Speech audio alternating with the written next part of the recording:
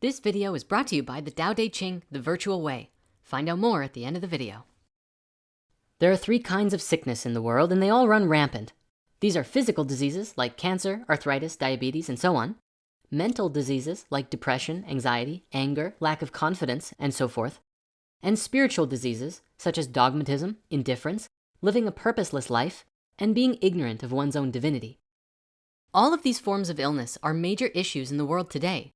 But that doesn't have to be how the story ends. Recently, we came across a book called Scientific Healing Affirmations by Paramahansa Yogananda, and we were amazed by what we found. A sound explanation of the root cause of disease and how to heal any illness. Today, we'll be sharing the essential teachings that Yogananda put forth, and may it guide us in our collective healing.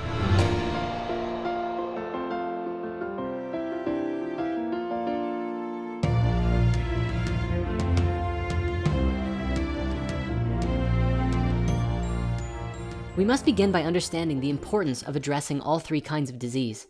Each form of disease causes bodily, mental, or spiritual suffering in a person. And to counter the disease, the appropriate remedy must be applied. In the world today, most of the focus of health is on physical illness. Although since the COVID pandemic, the subject of mental illness has also risen to prominence as a great issue within the collective conversation. Humanity is beginning to realize what effect our mental troubles have on us.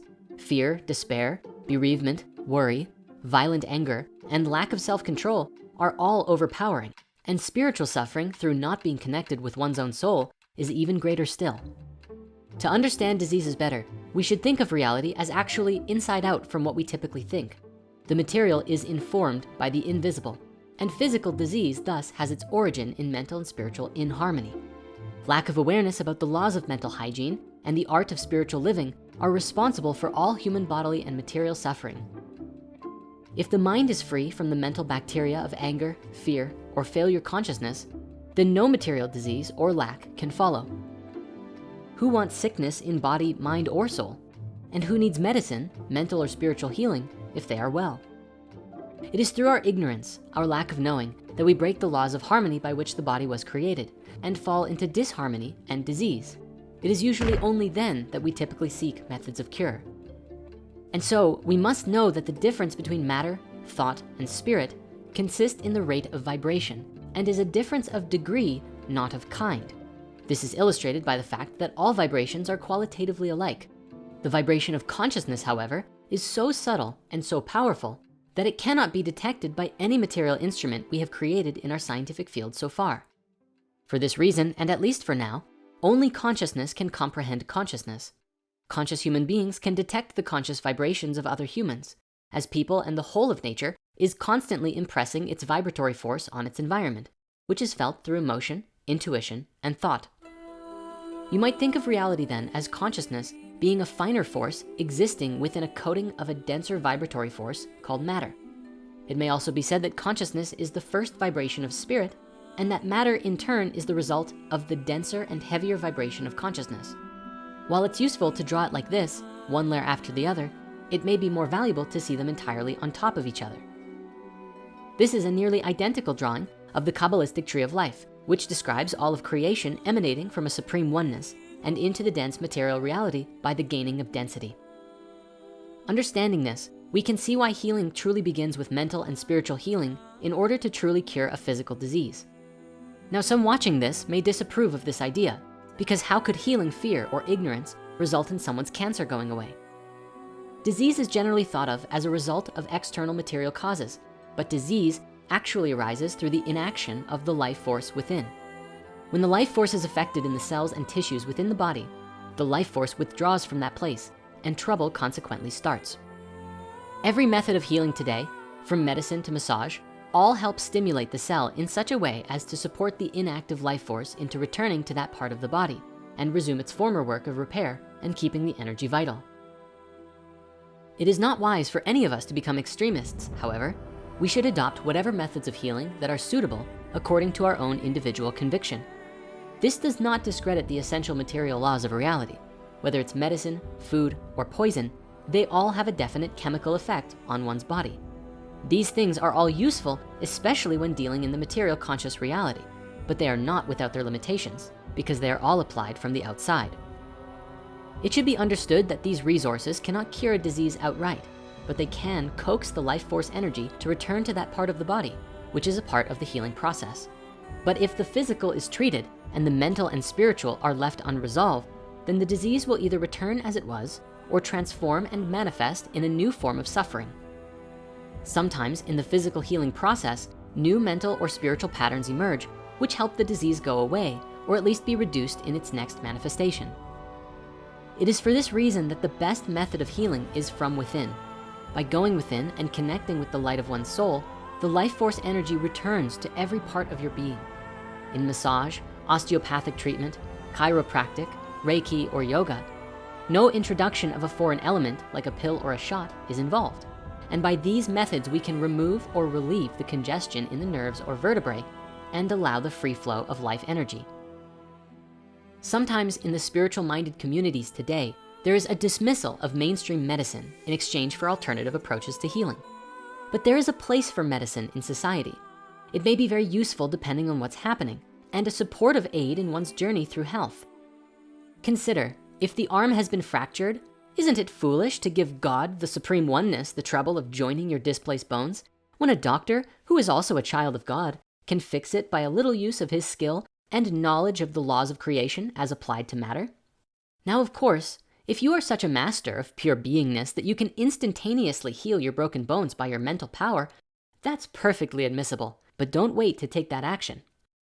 With all of that said, there is a very critical aspect of healing which Yogananda explained that must be taken seriously, and that is the power of one's word, through which we create our realities, for sickness or health. As it is described, words are sounds occasioned by the vibrations of thoughts, which are vibrations sent forth either by the ego or by the soul. Every word that leaves your mouth ought to be potent with your genuine soul vibration. Alas, for most people, their words are lifeless because they are spoken forth without being impregnated by soul force. Too much talking, exaggeration, or lies used in connection with words is just like shooting actual bullets out of a toy gun without the gunpowder. This is why the prayers or words of such people do not produce any definite changes in their lives. Every word you utter, you must mean it. And every word you put forth must represent not only truth, but some of your realized soul force. Words without soul force are husks without the corn.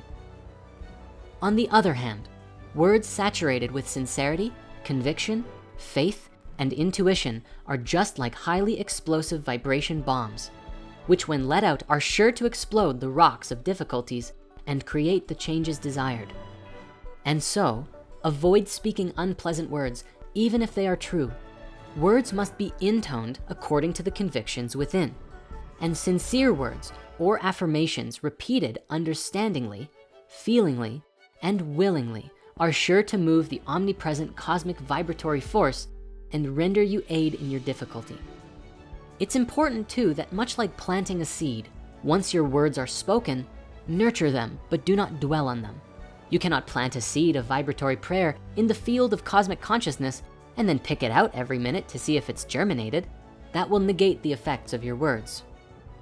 And so you see, we must be careful with our words, for it is the bridge between the higher worlds and the physical. We exist in both worlds. Let us not be extremists who either hold exclusively to medicine or to energy healing, lest we draw a line of division between spirit and matter. The breaking free of the illusion of matter is a very careful process of raising one's consciousness to higher levels of inner lightness and cannot be done by fanatical belief. The body can be understood as a vibration materialized by a combination of solids, liquids, and gases. Beneath the flesh is the vibration of life force energy, and beneath that is the vibration of subtle human consciousness, which in the vast majority of everyone remains isolated through ignorance of the cosmic consciousness.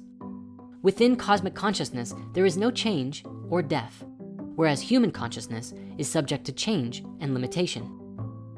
The spiritual path is one of gradually turning our attention away from the denser attachments to material reality and feeling the subtler, more stable vibrations of life energy and consciousness, which never changes. In this way, mental and spiritual cure is superior in the curing of disease because will, imagination, and faith are different phases of consciousness which direct and act from within.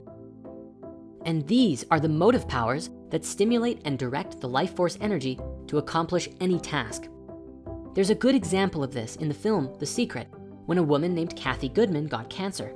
After the diagnosis, she decided to spend all of her time focused on her healing through laughter and rest. In her heart and her faith, she believed fully that she was already healed and prayed to God every day saying, "Thank you for my healing." After 3 months, the tumor was gone. We can see therefore that both physical, mental, and spiritual methods of cure are useful in healing, inasmuch as they can influence and awaken the life energy and bring it back to the body. It is the life energy that cures, and whatever method which exerts the most power over the life energy is the superior method. Naturally, if the highest thing in creation is what we might call supreme oneness, cosmic consciousness, or God, then the power of cosmic consciousness is the greatest power over the mind and body. Thus, it is wise to seek its aid alone. This is what is meant by the biblical commandment, "Thou shalt not have any gods before me," meaning to seek the oneness of God consciousness first and listen to its guidance and follow it in your healing. This does not mean to make yourself passive or minimize the power of your mind or your body, but use the power of the mind and body to create connection with your divinity so that its light may shine through the mind and be reflected within the body. Today, almost all of us are in some level of suffering, extreme or mild, due to the breaking of spiritual, mental, or physical laws of life. And many more will continue to break these laws, even though they know better. Therefore, it is important and necessary to consider the relative value of the different methods of curing diseases and spread this awareness far and wide. Inner knowledge of the inseparable unity of matter and spirit will solve all problems of illness and disease. And the sooner we come to understand that, the sooner the world will be healthy. When we go within to reconcile the roots of our illness, we often find a complicated maze of thought. For example, in the disconnection from our soul, we may try and fill that void with earthly pleasures, yet in doing so, we may become addicted without ever finding satisfaction. It's only when we hit bottom, most often, that we decide to climb out. Yet in the climbing out, how do we know that we're going the right way? Many will spend years attempting to climb out of the hole, only to realize at the end of their journey that they were traveling in the wrong direction. It's for this purpose we've created a new resource to support you in finding your way, Tao Te Ching, The Virtual Way. The Tao is a classic work of literary art imparting ancient wisdom which humanity has treasured for thousands of years. Many have studied these writings and utilized its teachings on their path to self-realization and transcendence. By drawing upon its words, we can gain a deeper understanding of the world that we live in and the nature of the reality that we are a part of. This book invites a fresh understanding of these ancient teachings, drawing upon modern quantum science, holy scriptures, and even virtual reality to explain the Taoist wisdom of Lao Tzu in an entirely new way. By uniting spiritual precepts and scientific revelations, we may come to know the Tao more fully and live our lives virtuously. Use the link in the description to order your copy today. As a limited time offer, you may upgrade your order to access our ongoing Virtual Way study group in the Spiritverse community. And we look forward to seeing you there. May you find your innermost way and never be lost again.